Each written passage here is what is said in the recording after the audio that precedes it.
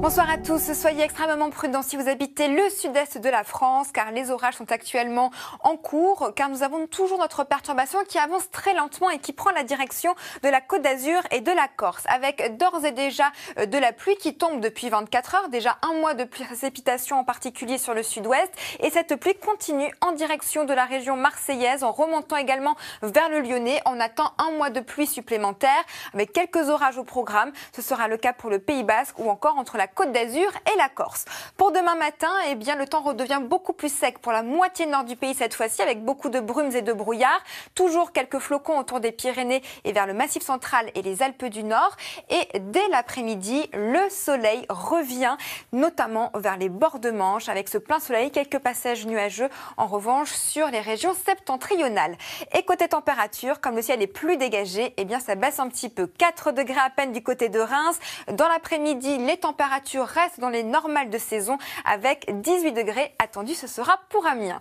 Et cette situation va persister encore tout au long de la semaine prochaine et particulièrement lundi où le soleil sera au rendez-vous entre la Bretagne et le Nord-Pas-de-Calais et également le long de la façade atlantique, et la douceur va résister au moins jusqu'à jeudi prochain.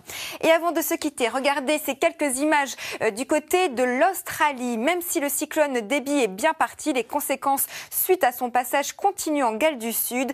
Les crues continuent, ce qui donne lieu à de graves inondations car les pluies persistent. Même si la tempête est passée, cela devrait durer au moins tout le week-end.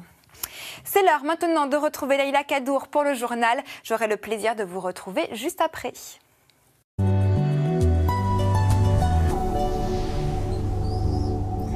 Bonsoir à tous, soyez très prudents si vous habitez le sud-est de la France car les orages se sont bien développés déjà depuis hier soir, en particulier dans le sud-ouest de la France. 4000 éclairs ont été recensés particulièrement vers les Pyrénées-Atlantiques ou encore vers le Gers.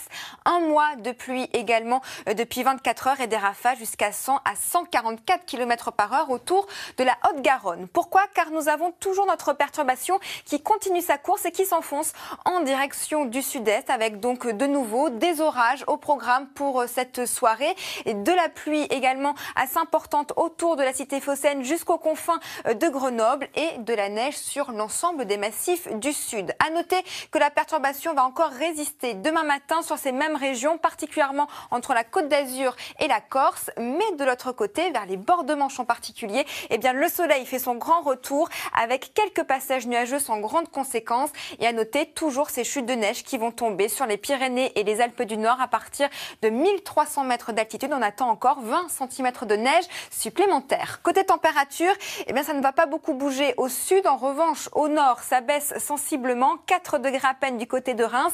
Et dans l'après-midi, les températures restent homogènes. Et dans les normales de saison, surtout 17 à 18 degrés en moyenne pour le nord du pays. Une situation qui va persister encore la semaine prochaine.